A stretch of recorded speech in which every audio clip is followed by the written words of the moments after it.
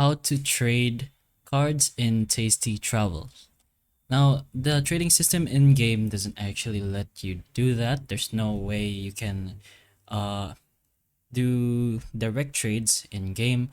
It's more like you request a card from your friend and your friend gives you that card. So there is a way to technically still do trades in Travel Town, but it is by using third-party apps like social media stuff.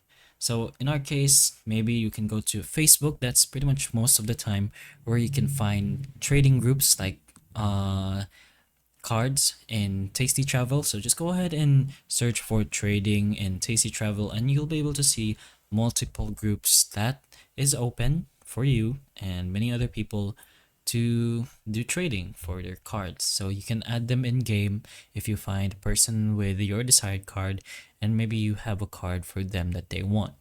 So to make it more official and safe, you can do it in their groups as well. But of course, there still comes risk to it because, it might be a scam. But that's why you should be careful when you're doing trading in games like this, and especially in groups.